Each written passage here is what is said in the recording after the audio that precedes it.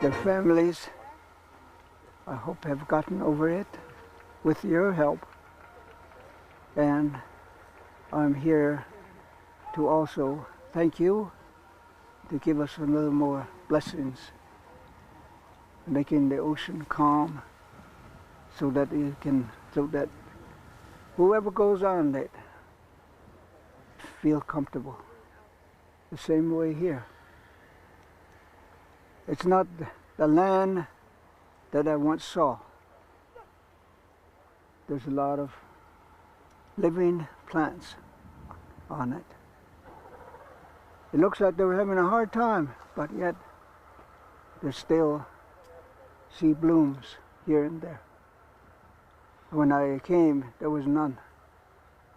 Nothing in bloom. No grass, just maybe little trees here and there, shrubberies. Yes. So I have to atone myself with nature. And the friends that I have lost, yes, I think about them and I pray for them. Pray for their families. And I also thank my relatives, all from my grandchildren on up, my neighbors. Bless them, keep them healthy, strong. Yes. The two tanks were stopped on the side, right where those breakers are. Two of them they hit the mines. And they stopped there, and they made a line all the way from here to where the ships were. And we had to all take our turns. I was in the third landing. Two had already been stranded there when we came upon it. And then we came through there. And on that side, a road just similar to this, on that side, because we went in straight from there and went as far as we could to the sugar cane field. There's a field on this side and another field on the other side. Our infantrymen went on ahead of us, and we set up our communication center right there. And as soon as the sun went down, that's when we had a first counterattack. Similar to a banzai, only heavier. And by morning, you couldn't tell the difference at night.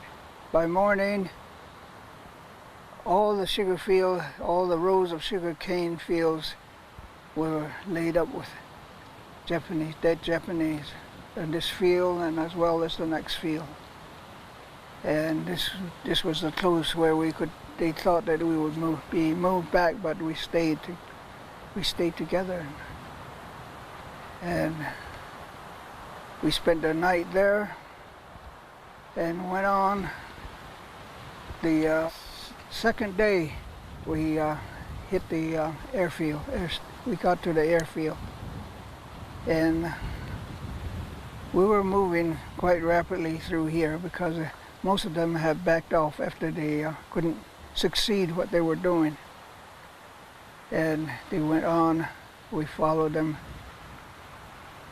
But we didn't see anybody on this side of us. So we just kept on going as far as we could. And we bypassed, there's a warehouse of Japanese food. And we just told the medics. We went on through, and late, about noon, a little after noon, they told us it was safe. The food and the drinks to be distributed. So we took advantage of it. We've been having a C ration and D ration all the time. That's all we were carrying. And went almost halfway across the airstrips. There's a number of them with some Japanese planes, Bettys and Zeros, still tied up, wouldn't take off because they were quite damaged. And we went past the airfield and stayed there for the night. The next morning we head out again. That time we went halfway across the field because we had to wait for those people that were coming in from the east side to catch up with us and be a solid line. And in that valley we spent about 2 or 3 days. And then we finally got to that ridge. We found our way through them, most of it as possible, because some places you couldn't even climb up.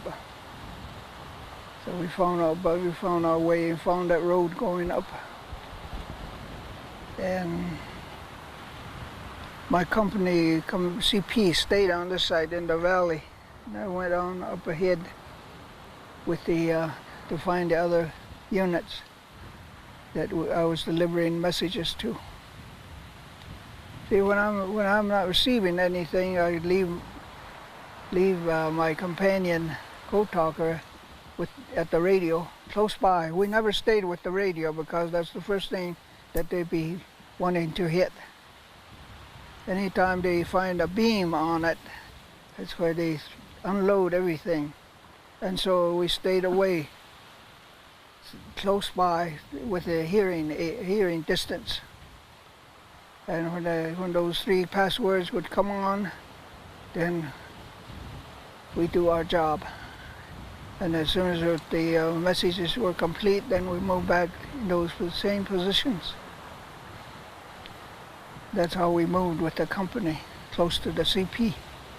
Unless we were given extra duties. Sometimes it's not a heavy fighting or a heavy mission coming up on the sides or even behind, then we can move about. Thinking about it and recollecting various thoughts on it, my connection to this is making preparation on Saipan, walking all the way across the island, having a breathing spell, come all the way across on this side, looking at part of this. I was on the east side across, not in this field, but another field across. And I knew what this preparation was for, that it was to be a stopping place for atomic bomb, all the way from New Mexico to here, and in preparation for the bombing of Japan. So I thought about it. I didn't really think too much about it, other than it's about time that the Americans did something, rather than just taking a little piece at a time, wearing us off. Maybe a little inch here, a little inch there. We were not getting any feedback from it to say we're accomplishing something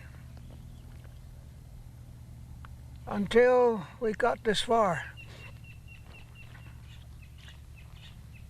And then when I started my lecturing across the United States and various islands,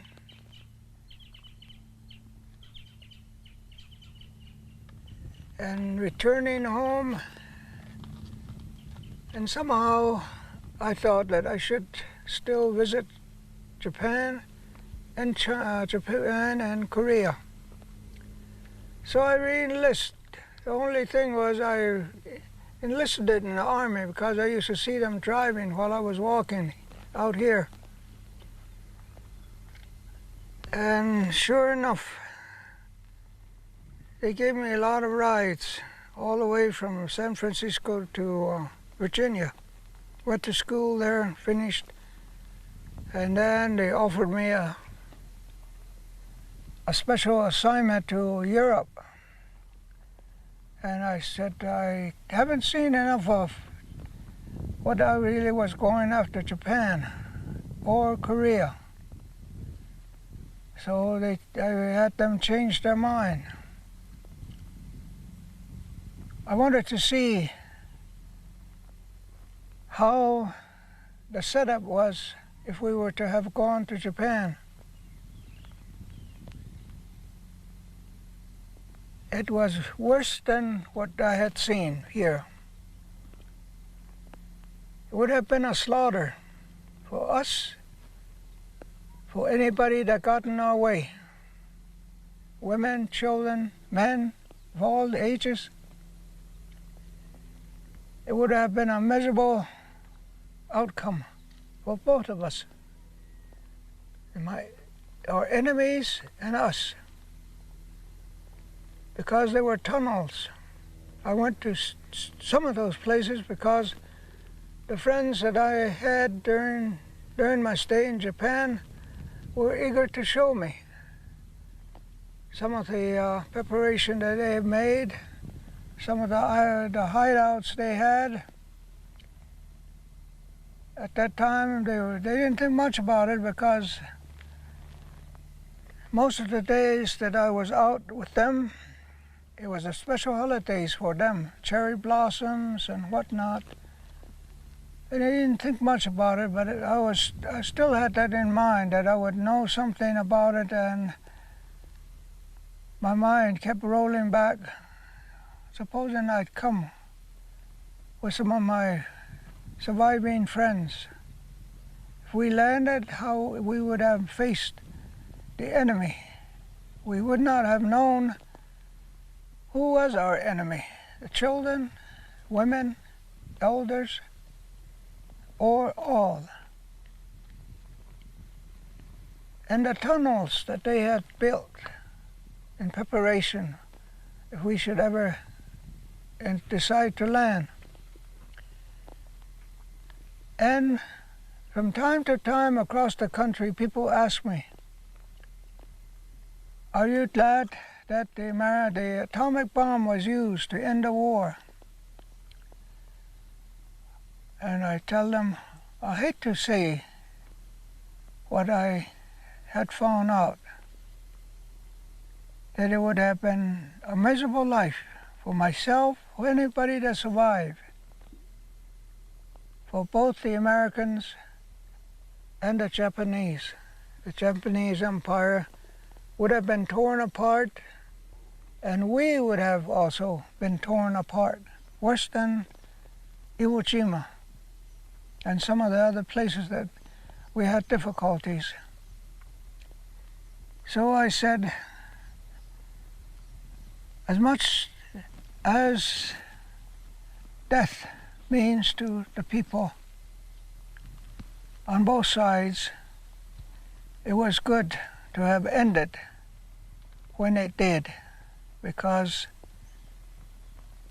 I hate to have seen the end of the complete war. And I went on to Korea. I was out there for 2 years.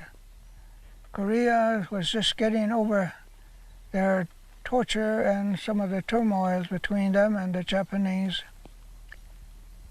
And they thought I was a Korean.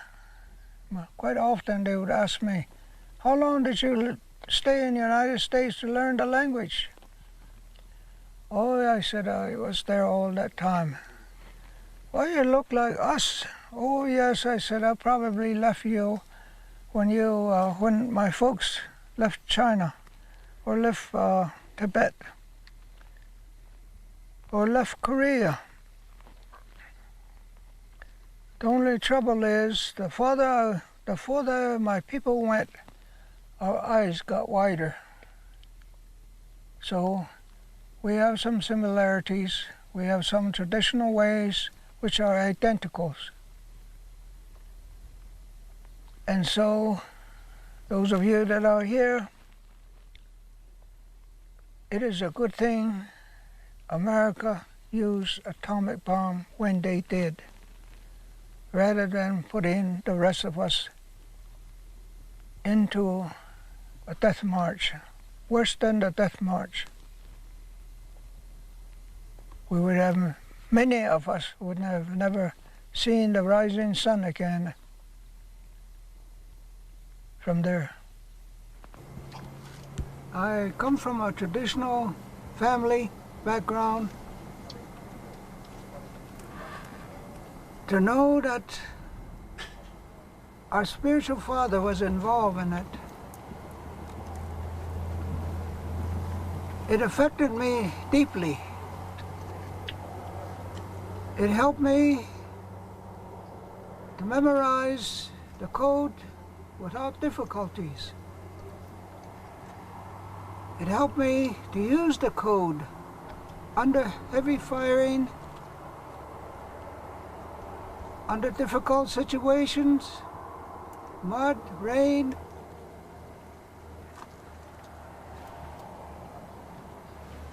It kept me calm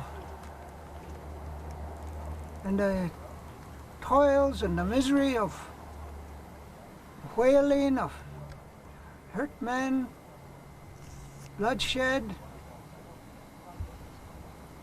all around. Sometimes if I was asked to do something at night, I was calm without knowing the terrain of the area. It helped me to travel at night without being heard by the enemy. Sometimes a cow might get killed or chewing a cud alongside of me somewhere. And I, not knowing the exact location of my destination, it helped me directly to walk into the compound, the command post. They're usually a circle, 4 circles, sometimes 5, 6, 7 circles to get to the command post. Each place you bypass, if there's someone awake, they challenge you. And it helped me to remember what my code password was. Without any hesitation, I would respond to it. Yes, that helped me all the way through. And even today, it helps me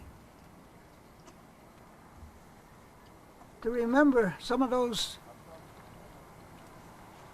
unusual events, like when I almost got killed. Another time when a heavy shell landed in the box that I was in.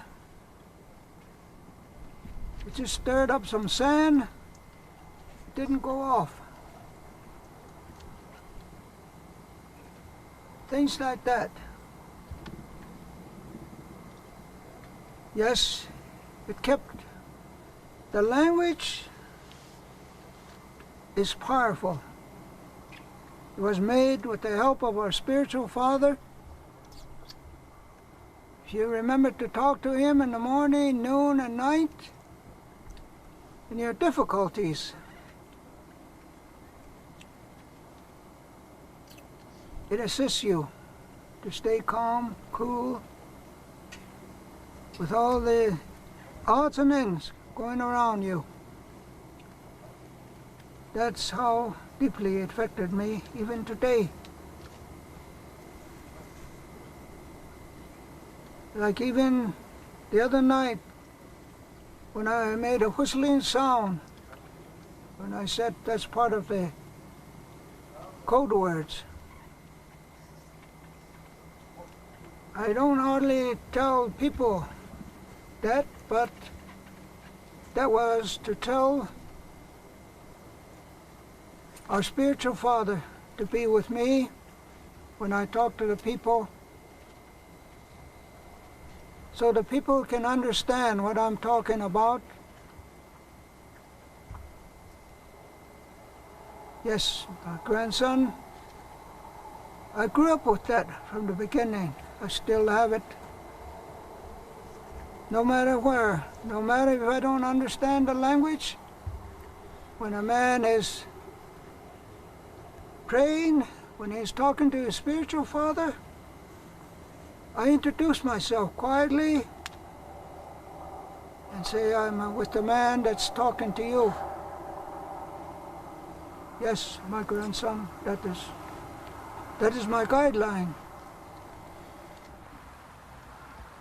We just don't go down a place like this because you don't know whether the man that was in charge, the man that was responsible for this setting, got out. And so, to do anything to it, I would have to sprinkle white cornmeal to walk down. That is to say, I honor you for fighting for your country. I honor your spiritual life, that even though you were my enemy, you have been in a place where a ruin like this had been preserved for you. And so that's the only way I would go down here, with a white cornmeal or corn pollen, because he left his footprints here inside, even though you and I don't see it now, but in his life he did that. That's how we as warriors, as Navajos, we honor those that have done outstanding, respectable life, as well as respectable work. So, yes, he had been probably a great man to have done this, to have lived here for his country. After we went to the caves and took the natives out with their belongings as well as some of their wounded, we came back to that place in the afternoon. I was the only one that came back from the beach. And then we came on up right along the slope down below that hill where we came up on. We didn't get up to the top right away. We swung around until we were in that another slope. And the rest of the unit went and swung around the foothills of this hill. We didn't bother with this top. So we just went around in and out, and the unit was going on ahead. And our company stayed up on top, right on that ridge, because we were waiting for the information to go move on in which direction out into the sugarcane field. While we were waiting, we had a machine gun firing from across the ridge. And so we had a howitzer that was with us.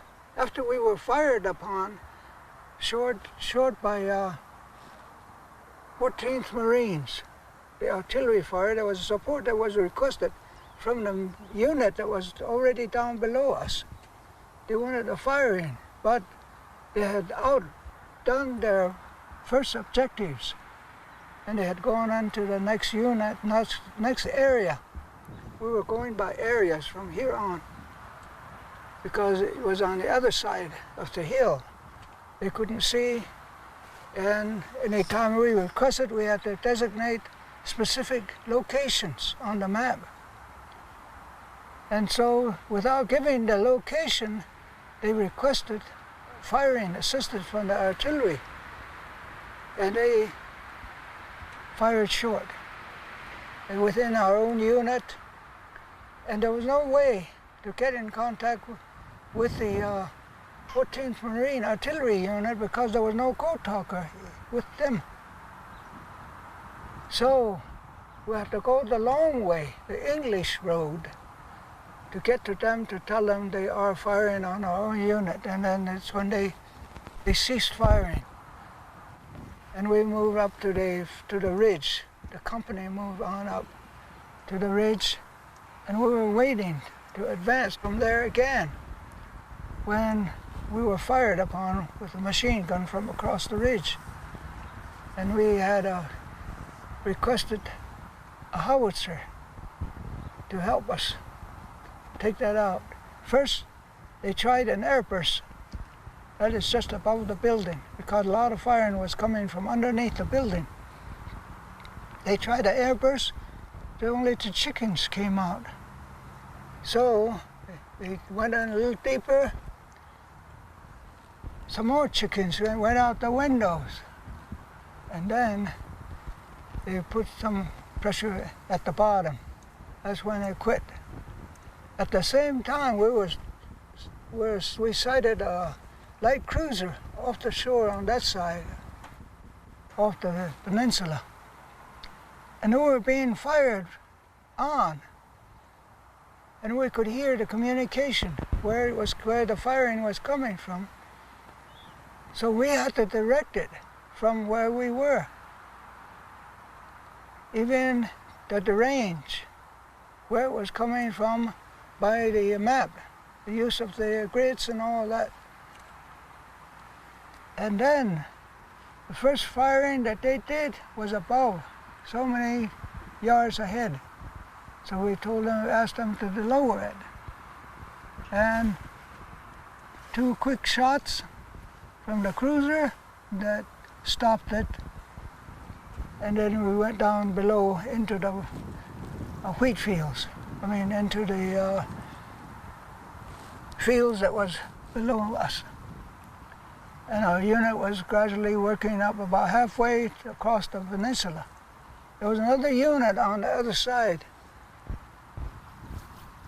but we didn't know who they were. And from there on, we just moved back and forth, and the regiment, my 23rd Regiment, was following us. Every time we'd move, they'd move behind us all the way across. And that's where we ran into some night fighting out in that open sugarcane fields. And it became very useful, this railroad. It was easy to travel along, even though sometimes we'd have a heavy equipment firing from the ridge. I've seen the officers in plain clothes doing similar with the natives. A couple of them back up in here. Early, I was the one that brought in the natives. I was on my way back to the regimental headquarters from the company when I saw some natives. They came up alongside of me. I know they were natives. They stopped there and they wanted to get down to the headquarters. So I told them to follow me. But I didn't see the Japanese officers that was with the group. They were, I guess, they already had this plan, the Japanese. officers already had the plan. And so they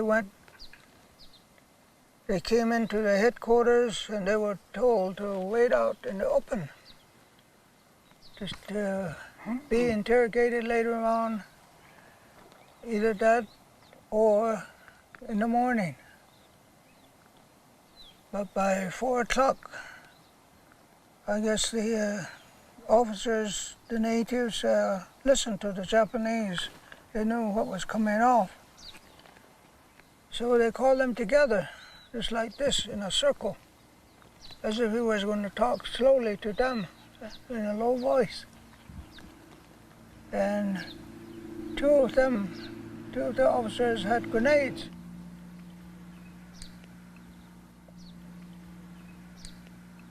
Bang! People just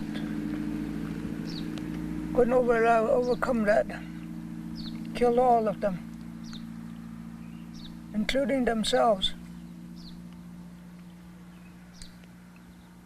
And then when they got closer to the beach, that's how the word came back to those of us that were on top. But as you read the historical events of the various islands, the Japanese, particularly the soldiers, military men, when they couldn't complete a victory, when they couldn't complete it, that was it.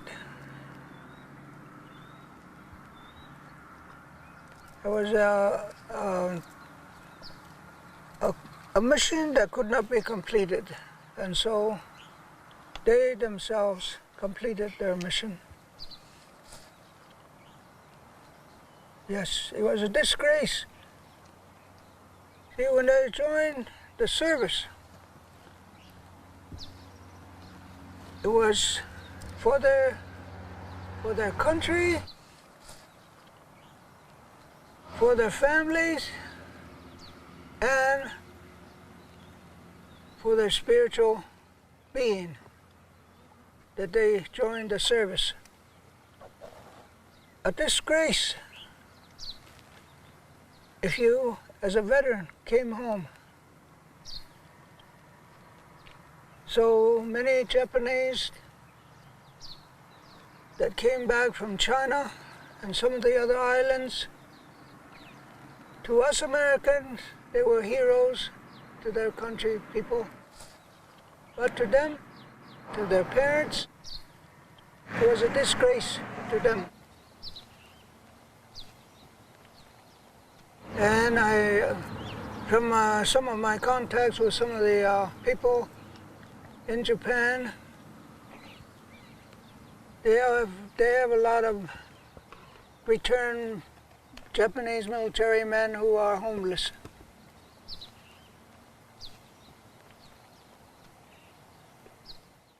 It's not too easy to put into words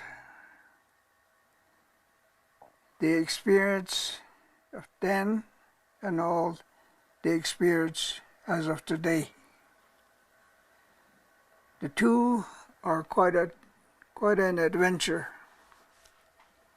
quite distance. There's still a lot of memories that bring back to light. But the good results of the adventure is the changes that we have seen on the land, the changes of the people surviving and arriving at the rich culture as they were rebuilding, being happy, being also looking forward from the experiences that they have gathered, and in exchange between the code talkers and the natives, which was really a rebuilding. You could see that. among all those that we met. So this was quite an opening for us and for the people whom we talk with. Had quite an exchange, not only in words, but physical expressions, the change of ideas. Like when the men called me back in the last scene, that we had an understanding what he had experienced and what I had experienced, and what our togetherness. We had arrived at an agreeable interactions, exchange through motions, through our nonverbal expressions, which was really how he prayed and how I had the same ideas, that we did not have to use words. Just like quite often I sense those interchanges of people from time to time as we go about our travels. On Iwo Jima, you went out of your way to greet Japanese. I talked to each one of them. I shook hands with them, and I told them, have a good day, good morning, or good evening. Enjoy your life. And I went around to all, and at first they were a little hesitant. I went through the side where the Japanese were seated. At first they were a little hesitant to greet me, but as I went from one individual to another, I sensed that they were willing to share the same wellness, the greetings, a happy ending to what they were really having a memorial services. So I came away with that a different, instead of a separate purposes, but it brought us a little closer together. Even went to the military men who were representing Japan. So I tried to have them understand that there was also a purpose, not only just remembering the ones that have departed. You talked rather inspirationally to some groups over there because you were the lead spokesperson as the president of the association there. So I felt this real strong spiritual element to your visits there, and maybe you could explain that for our audience a little more.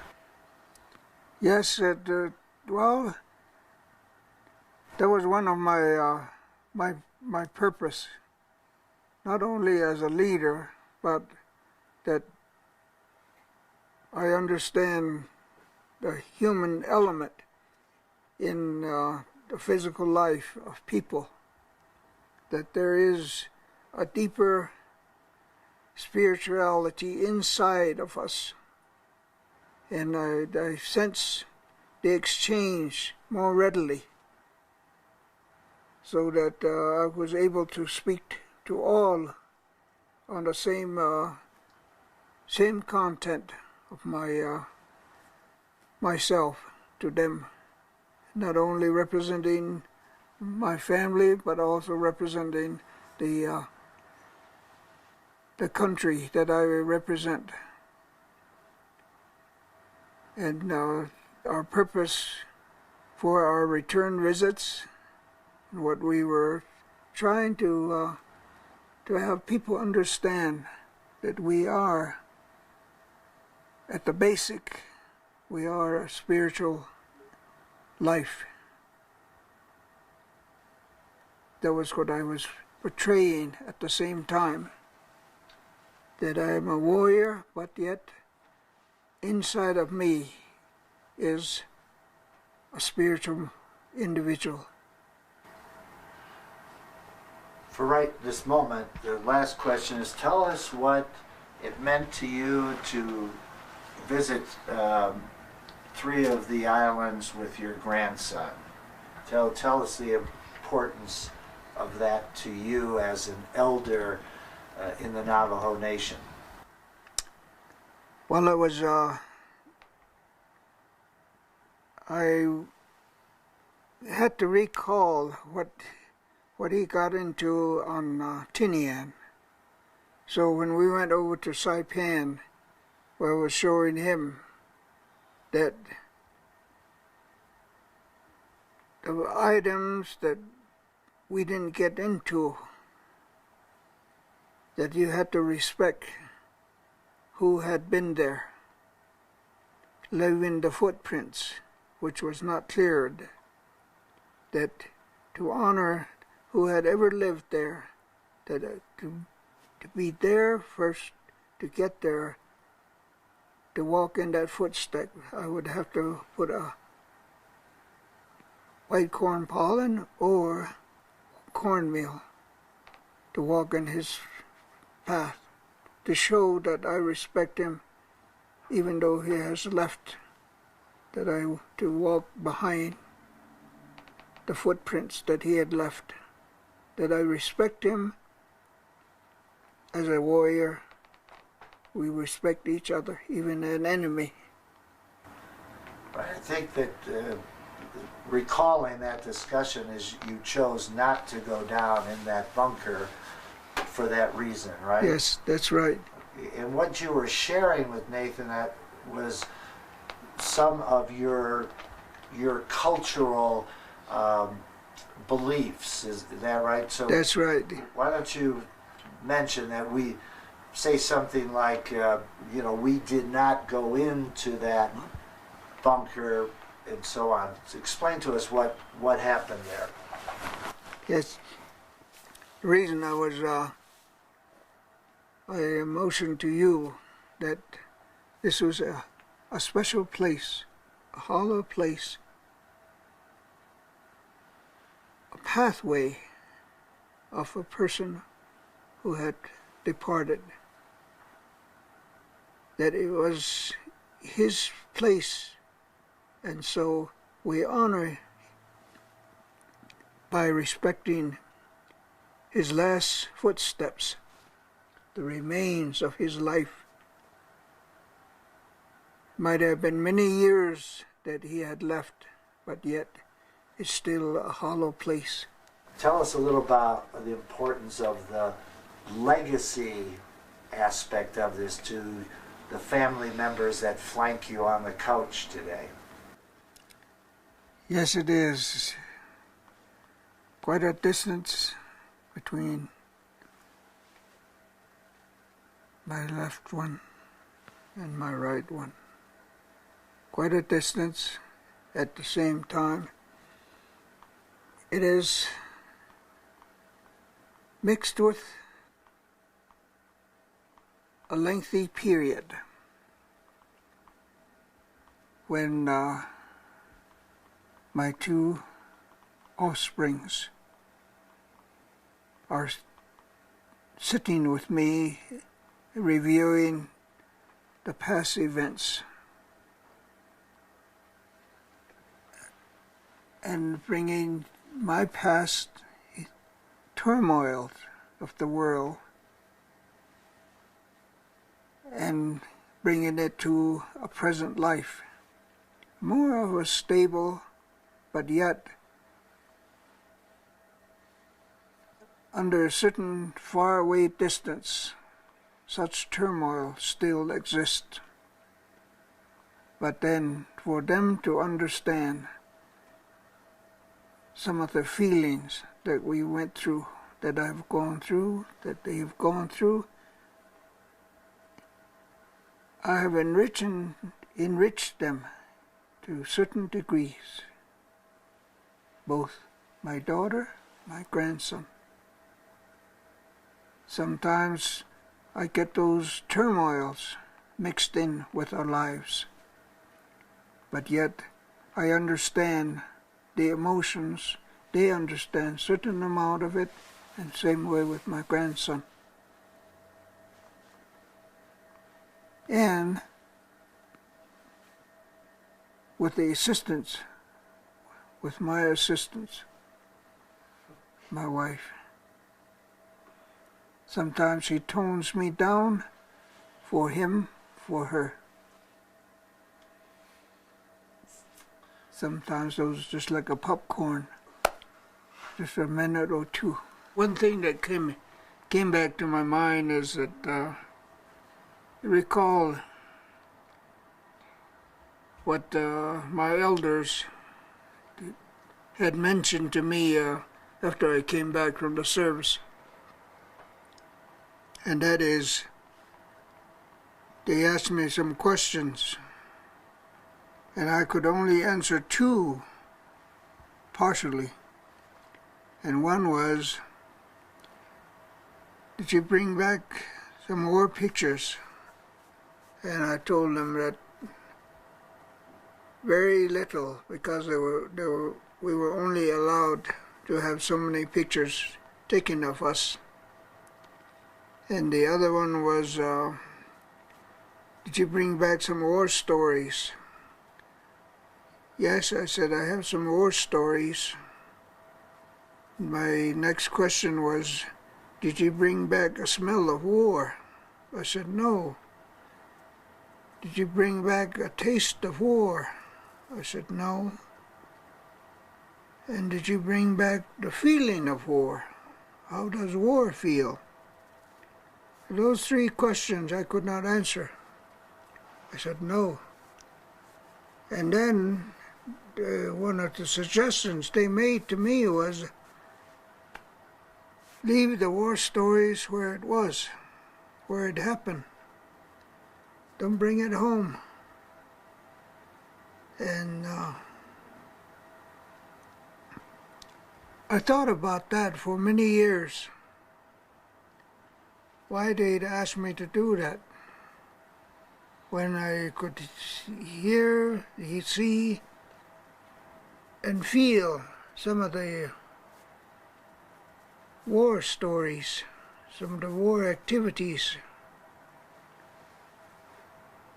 And then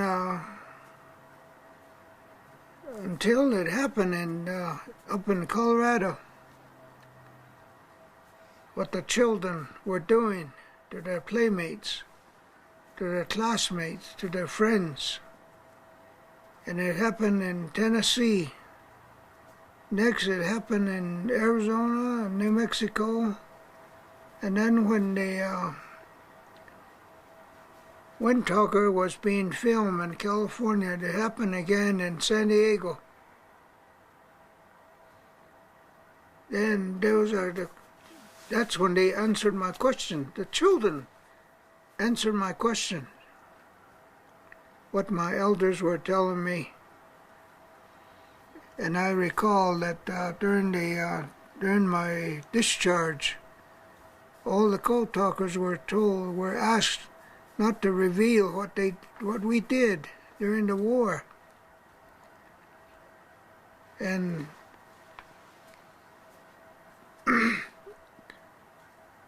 the same connotation, the same connections was not to reveal what we did, but it was more vivid to me of what my elders had asked me to leave the war stories behind, because of what the children did to their playmates. That answered my questions. That it was not good for the children to know about the war, the feeling, because they were looking for the feeling of war, the taste of war. And the third question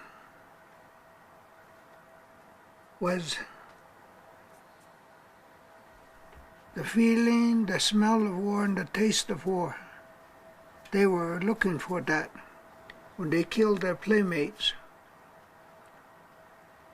They wanted to know how it feels to kill somebody. They wanted the smell of war. And the third items, that they were being misled by all the TV that was being shown. And I know my grandson will probably felt some of those things too. That it's not good for children to know, even though they can act. They pretend that they have been shot. That's the feeling, but not as real in reality. So my elders had better sense than the present generation. No matter how modern you put it into, those three items never really comes out. The smell of war, the taste of war, and it really never comes out to give them a sense that it's not good for them to know.